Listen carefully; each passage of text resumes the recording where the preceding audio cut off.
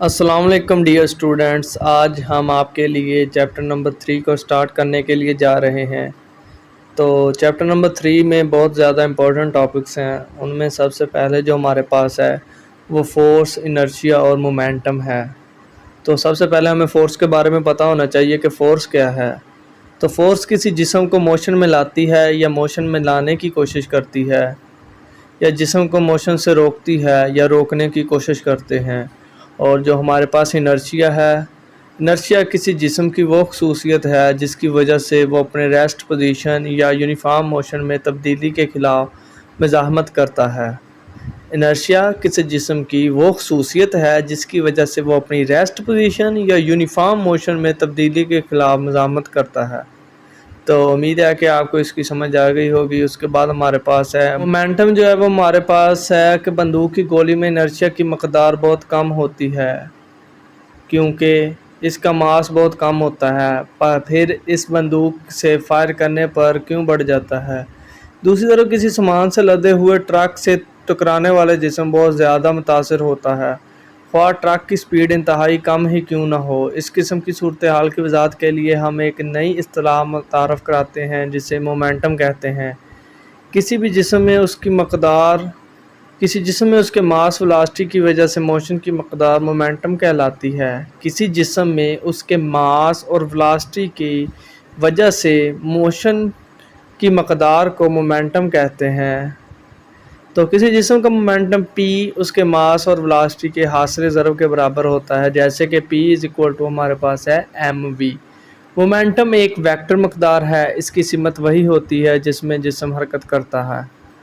System international میں momentum کا unit kilo gram metre فی سیکنڈ ہے، جیسے کہ آپ کے سامنے ہے kilo gram metre per second. Newton کے موشن کے قوانین ہیں، تو سب سے پہلا جو نیوٹن کے موشن کا قوانین ہے، یہ جو متعارف کرایا، نیوٹن پہلا سائنسدان تھا جس نے موشن کے قوانین متعارف کرائے، یہ نیوٹن کے موشن کے قوانین کہلاتے ہیں۔ تو اس کا جو پہلا ہے، نیوٹن کا پہلا قانون ساکن جسام یا یونیفارم سپیڈ سے خط مستقیم یعنی کہ سٹریٹ لائن جو ہوتی ہے نا، ایک ہی سمت میں جانے والی سیدھی لائن میں متحرک جسام سے متعلق ہے۔ نیوٹن کے پہلے قانون کے مطابق اگر کوئی جسم ریسٹ میں ہے تو وہ ریسٹ میں ہی رہتا ہے، بشرط یہ کہ اس پر کوئی نیٹ فورس عمل نہ کرے۔ اس قانون کا یہ حصہ صحیح ہے کیونکہ ہم دیکھتے ہیں کہ جسام خود بخود موشن میں نہیں آتے جب تک کہ کوئی انہیں موشن میں نہ لائے۔ مثلا میز پر رکھی ہوئی کتاب اسی طرح پڑی رہے گی جب تک کہ کوئی فورس اس پر عمل نہ کرے۔ تو نیوٹن کا جو دوسرا قانون ہے اس کے مطابق یہ الگ آ جائے گی، لیکن ایک دفعہ ہم پہلی کو دیکھتے ہیں کہ ہر جسم اپنی ریسٹ کی حالت میں یہ خط مستقیم میں یونیفارم موشن کو جاری رکھتا ہے، بشرط یہ کہ اس پر کوئی نیٹ فورس عمل نہ کر رہی ہو۔ تو نیوٹن کا دوسرا قانون کیا ہمیں بتاتا ہے؟